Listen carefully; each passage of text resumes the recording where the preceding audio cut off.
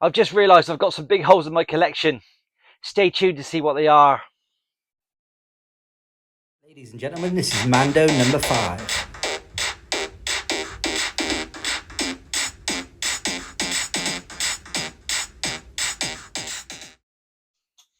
Hello ladies and gentlemen, welcome back to my channel, Mando number 5, and I'm Keith Guppy. So today, please stay tuned right to the end of the video where I will reveal the value of this line that I'm talking about today and how much I've got to spend to complete it.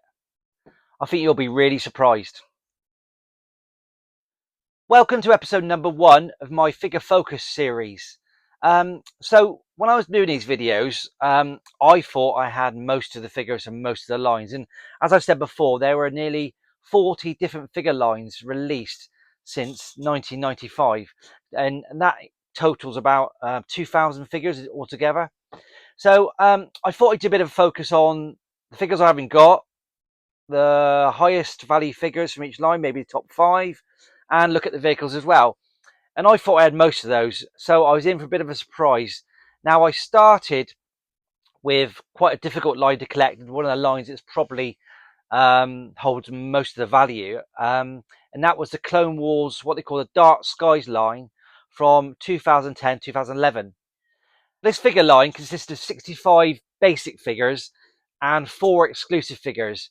It also included a number of ships, vehicles, which you'd expect, and a number of battle packs. Now, the battle packs consist of 2 lines, 3 figure battle packs, and 4 or 5 figure battle packs.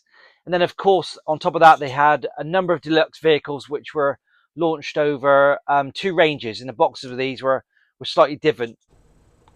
So the Clone Wars Dark Skies line, which was launched in 2010, had a basic range of 65 figures. And they started with CW01, which was Captain Rex. Now, Captain Rex does come out with a jet propulsion system later on, but I'll talk about it later.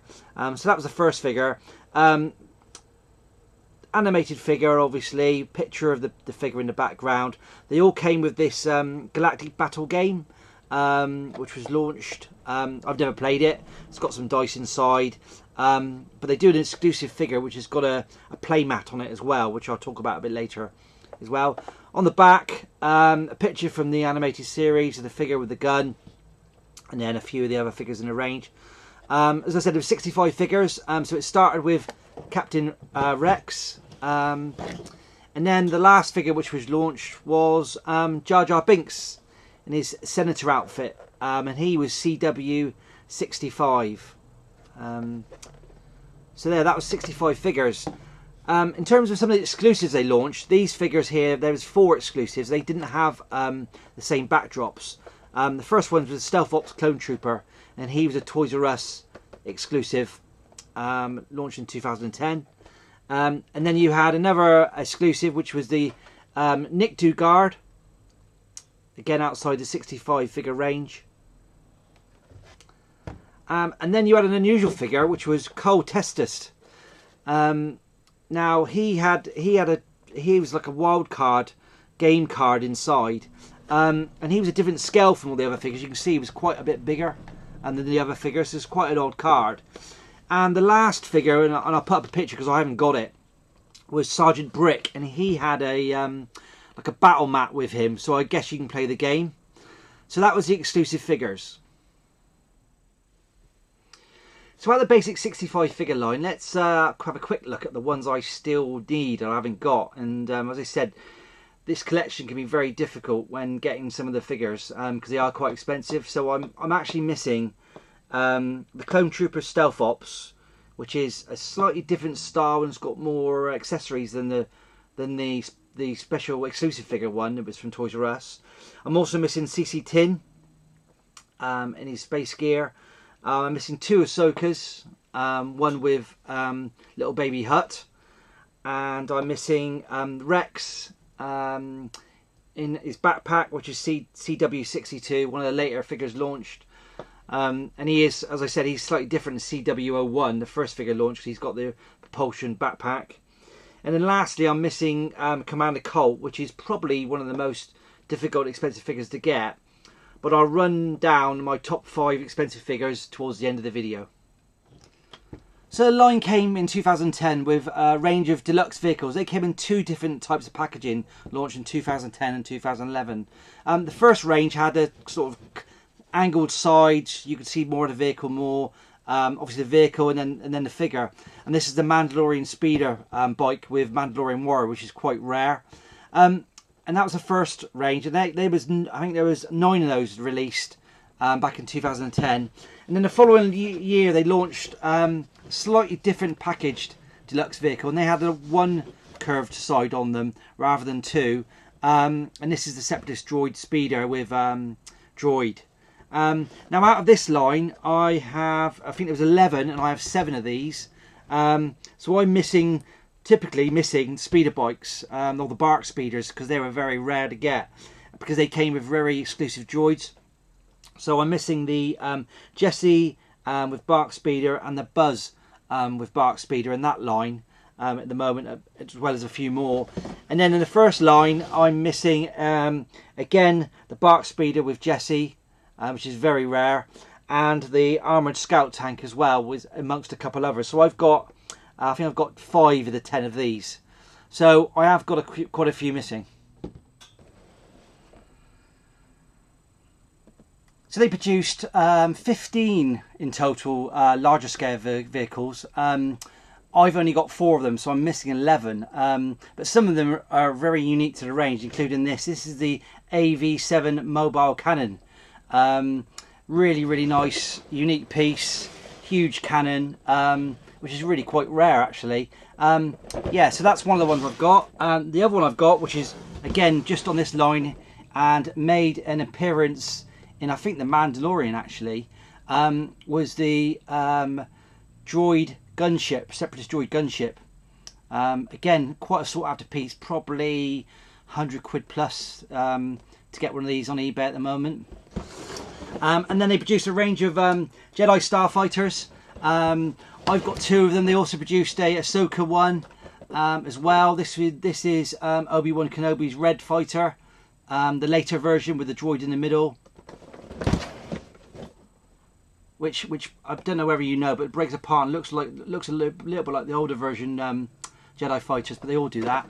And then the last one I've got is the Anakin's yellow Jedi fighter, very similar to Obi-Wan's, just a different colour really. Now they did some really nice ships. They did Cad Bane's fighter in it, and they did Sissy Tin's Jedi Starfighter, and some really unusual ships. But like I said, I've only got 4, and there are 15 to get. So although I haven't got all the figures at the collection, I've got some quite nice graded pieces. These include this Mandalorian Warrior, which is quite a sought after figure in its own self, probably going for £60-ish on the eBay at the moment. This is graded 85 plus by CAS in America, which I sent away. So a really nice figure. And the Mandalorian Warriors, either it's in the battle pack or the single figures, are all really sought after. One of the other highlights I've got as well is Savras Operas, graded. This one's UKG 90. It came in 2 versions. One was this version, where you've got his armor on. He comes in another one where you can see his yellow and black tattoos. Is really nice. So yeah, another nice figure. And I guess really for the best ship in the line must be the double pack, which is the Slave One and Starfighter double pack. And this came with some really unique figures. The Bosk was absolutely unique. So was the droid. Really nice set, huge set, probably going for 250 quid, probably on eBay right now. But a really nice set. So there are some really nice figures and ships in the line. So before we look at the overall value of the line, I want to look at the top 5 most expensive figures from the basic 65 figure line. So at number 5, we start with Ahsoka. Now Ahsoka I haven't got, and I've actually not got 3 of the top 5 figures. But Ahsoka goes for about £70. So at number 2, we have Serapis. I've got Serapis. Now Serapis is a bounty hunter, which was from the animated Clone Wars, obviously. But he's a really nice figure. I love this figure. He's actually got the actual bounty hunters within his eco suit. Really nice figure, and probably my favourite figure of the whole line, actually. So that's number 2. And at number 3, we've got Commander Colt. Again, I haven't got him, so I'll post a picture. But Commander Colt is historically been the most valuable figure. He's now going for anywhere between 60 and 100 quid. Historically, he was going for 120, 130, 140 quid. So a very expensive figure. And number 2 is Sensei Tin in his space outfit. Again, I'll post a picture because I haven't got that one. He's gone up in value. He's now going at about £100 a pop. So yeah. And last but not least, figure number 1, which I have got. Now, figure number 1 is Clone Trooper Dra. All the Clone Troopers are actually quite expensive in this line, but this one is gone bonkers. This one's now going for 110, 120 quid on eBay. Very obviously unique to the line, which is why it's so expensive. But a nice looking figure, a bit like Gree in the line. But wow, I mean, it's probably the top 20 modern day figures that you can get from 1995. So that's number 1. So let's move on to the overall value of the line. As promised at the start of the video, I'd like to go through the actual value of the line and how much money you've got to spend to get everything. And I think you're going to be really surprised. So the basic figures in the line, there were 65. And I've been through reams and reams of eBay sales and listings. Here's some of the work just to prove that I have gone through all the detail. To get some sort of value and understand what you've got to spend. So there were 65 figures in a line, and based on recent sales, each figure is valued at about 40 quid, £39.65, and that equates to £2,577 to get all the basic figures. Then you move on to the vehicle ships and deluxe vehicles, and altogether there's 36 of those, and they average in at £57.65, which gives you a total of 2,075 quid. That's not all. You then move on to the battle packs. Luckily there's only 15 of those, but they can be really expensive. Some of the ARC Trooper packs, the Mandalorian packs, and the clone packs, I'll put up some listings, but they go for silly money. We're talking £200-300 some of them. So the battle packs in total, they average in at £97.45, so that gives you a total of 1,461. So, what does that give us as a grand total? Wow, £6,113. That's not all. That doesn't include the Slave One Battle Pack, the DVD packs, the Malevolence double packs that you can get as well. So, after all of that, I think you need to spend, to get this whole Clone Wars Blue Sky line, I think you need to spend £6,500 at least. Wow. So what I've then done is I've looked at what I need and the figures that I've already been through that I need. Now I need about 420 quid worth of figures. There's only 6, but they're the expensive ones. I need about £1,000 worth of vehicles, and I need about 584 quid's worth of battle packs. So that means that to finish the line myself, and bearing in mind I thought I had most of this when I came into this video, I would have to spend over £2,000. Yeah, a lot of money. So anyway, please continue liking, subscribing and watching my videos. I plan on doing a few more of these, going for all the ranges, and hopefully at the end of it, after maybe 30 videos, we might have a total number that you need to get the whole modern collection for 95.